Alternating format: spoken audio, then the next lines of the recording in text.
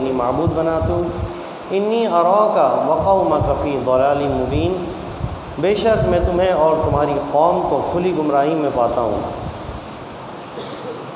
تو یہاں ابراہیم علیہ السلام کے بارے میں فرمایا کہ آپ نے اپنے باپ سے کہا، لِأَبِيهِ آزر، کہ آزر اپنے باپ سے کہا۔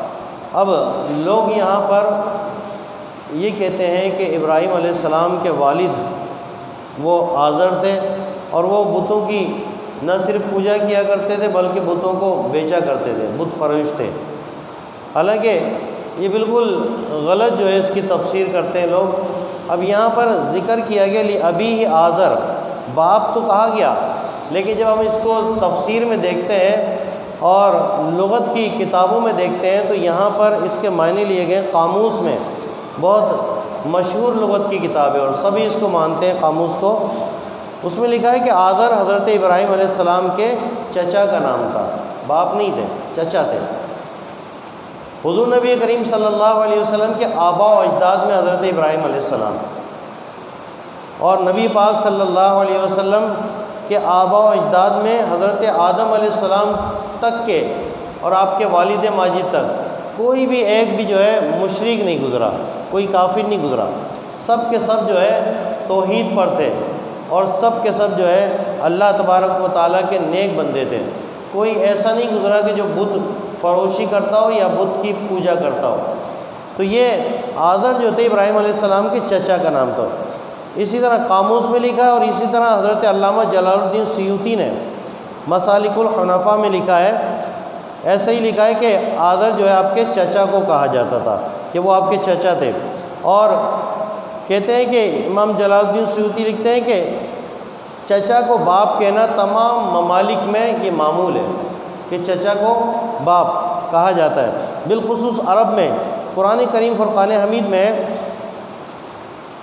حضرت اسماعیل حضرت یعقوب علیہ السلام کے بارے میں نعبد الہک و الہ آبائک ابراہیم و اسماعیل و اسحاق الہ واحدہ، اور حضرت اسماعیل کو حضرت یعقوب کے آبا میں ذکر کیا گیا، حالانکہ وہ ان کے عم یعنی ان کے جو ہے چچا تھے۔ عربی میں عم کو جو ہے عم کا لفظ چچا کے لیے اور ماموں کے لیے دونوں کے لیے استعمال کیا جاتا ہے۔ تو حدیث پاک میں اس کی ایک اور دلیل جو ہے حدیث پاک سے ملتی ہے۔ حضرت عباس رضی اللہ تعالیٰ عنہ حضور کے چچا ہیں، لیکن حدیث پاک میں نبی پاک صلی اللہ علیہ وسلم نے فرمایا ردو علیہ ابی، یہاں پر حضرت عباس کا ذکر کیا گیا، اور یہاں ابی میرے والد کا، حالانکہ حضرت عباس سب کو پتہ ہے حضور کے چچا تھے، لیکن ان کے بارے میں آپ نے ابی کا لفظ استعمال کیا کہ میرے والد۔ تو چچا کو عربی میں عام طور پر والد کہا جاتا تھا۔ تو اسی طرح یہاں قرآن مجید فرقان حمید میں ذکر کیا تو ابراہیم علیہ السلام کے والد نہیں تھے، آزر چچا تھے۔ اسی طرح آگے دیکھیں ہم، اب بہت ہی زبردست جو ہے دلائل اور براہین کے ساتھ ابراہیم علیہ السلام نے اپنی قوم کی بت پرستی کو رد کیا۔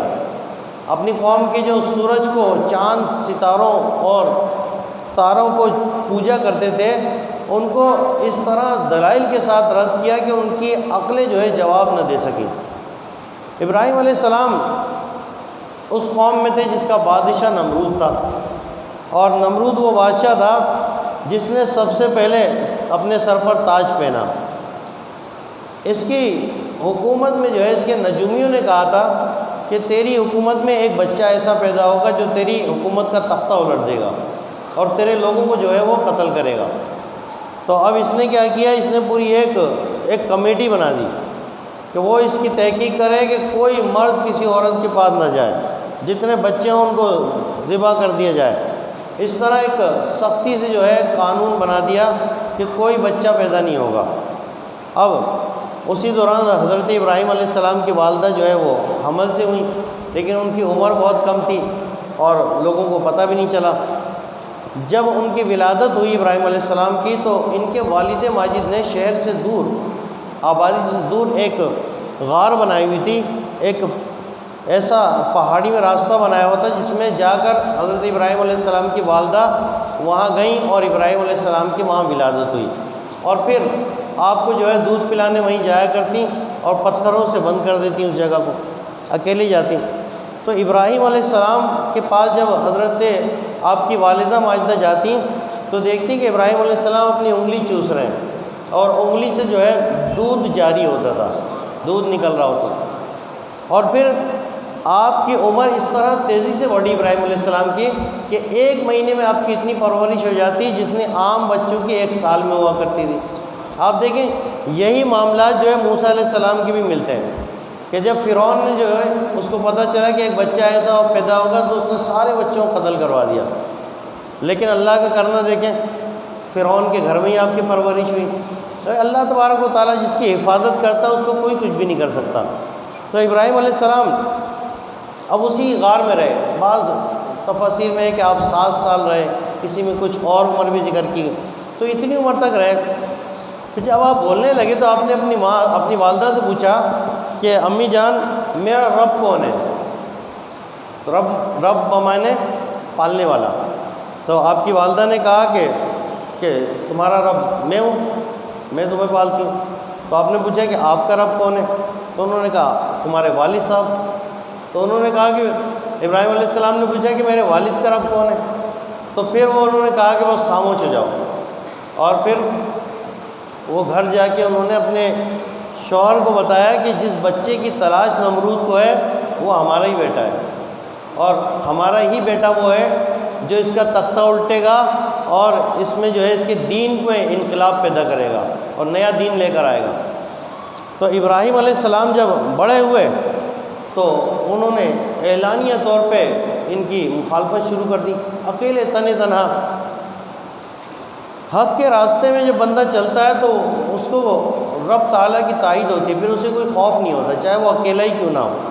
تو ابراہیم علیہ السلام نے اسی طرح اکیلے تنہا ان کے باطل معبودوں کی جو ہے مخالفت شروع کر دی.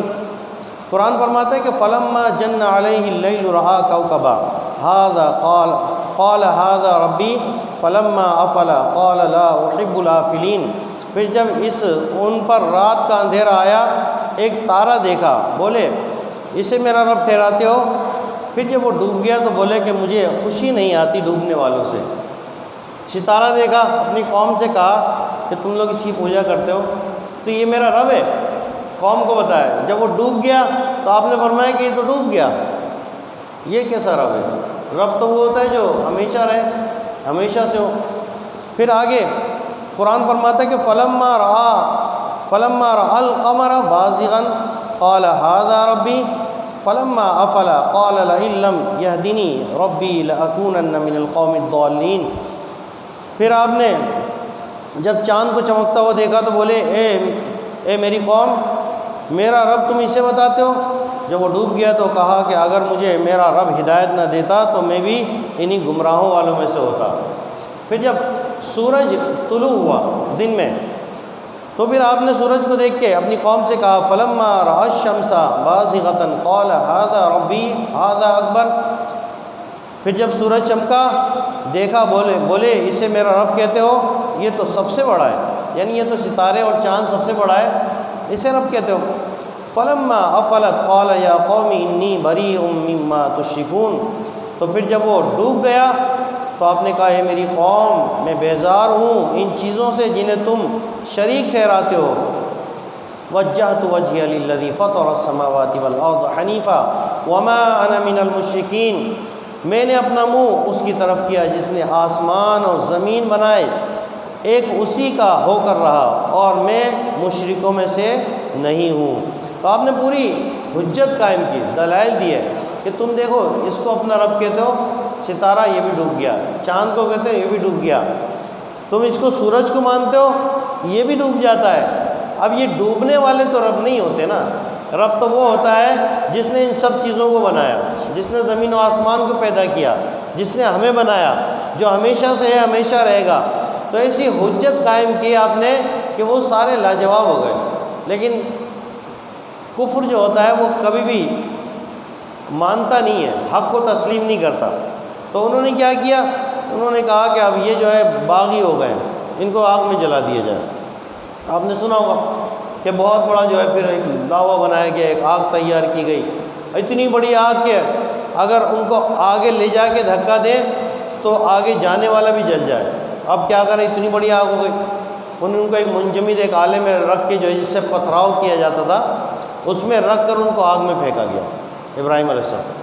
تو اللہ تبارک و تعالیٰ نے فرمایا قُلْ يَا نَارُ كُونِي بَرْدًا وَسَلَامًا عَلَىٰ إِبْرَاهِيمَ، کہ اے آگ ابراہیم علیہ السلام پر سلامتی کے ساتھ ٹھنڈی ہو جا۔ ایک ٹھنڈک ہوتی ہے نا، ایک ٹھنڈک، وہ ٹھنڈک اگر معتدل ہو تو وہ اچھی لگتی ہے۔ جب ٹھنڈک بہت زیادہ ہو جائے وہ بھی ایک عذاب ہے، ایک ٹھنڈا عذاب بھی ہے۔ جہنم میں ایسا بھی عذاب ہے بہت سخت سردی والا، تو وہ ٹھنڈی جو ہے چیز بہت زیادہ ہو جائے، برف پہ آپ کتنی دیر ہاتھ رکھ سکتے ہیں؟ ٹھنڈک ہے نا، سخت گرمی میں بھی آپ کتنی دیر ہاتھ رکھیں گے؟ تو اللہ تعالیٰ نے فرمایا کہ ان پر سلامتی کے ساتھ ٹھنڈی ہو جائے، ایسی ٹھنڈک ہو جو سلامتی والی ہو، اچھی ہو۔ تو آپ دیکھیں ابراہیم علیہ السلام نے کیا کیا، آپ ان کی ہسٹری اٹھا کے دیکھیں۔ ابراہیم علیہ السلام نے ایک تو باضابطہ مناظر کی صورت میں، دلائل کی صورت میں ان کو بتایا کہ تم جو معبودوں کی عبادت کرتے ہو جھوٹے ہیں، ان کو بالکل صاف کہا کہ تمہارے معبود جھوٹے ہیں۔ ایک تو یہ کیا، پھر عملاً بھی کیا۔ قرآن شریف میں جو ہے اس کا ذکر ہے کہ جب قوم جو ہے ایک مرتبہ کسی میلے میں گئی تو آپ نے ان کے بت خانے میں گھس کر کلاڑے سے ان کے ہاتھ توڑ دیے، کسی کی گردن کاٹ دی، کسی کے بڑے بت کی جو ہے گردن میں کلاڑا لگا دیا۔ جب قوم آئی یہ کیا ہمارے بتوں کے ساتھ کس نے کیا؟ تو کہا بھئی ایک ہی ہو سکتا ہے ابراہیم، اور تو کوئی نہیں ہمارے بتوں کا دشمن۔ اب ان سے پوچھا تو انہوں نے کہا کہ بھئی مجھ سے کیا پوچھتے ہو، اپنے خداؤں سے پوچھو ان کے ساتھ کس نے ہی کیا ہے۔ انہوں نے کہا کہ ابراہیم تم کیسی باتیں کرتے ہو، یہ خدا ہمارے جو ہے یہ بول سکتے ہیں کہ ہم ان سے پوچھیں؟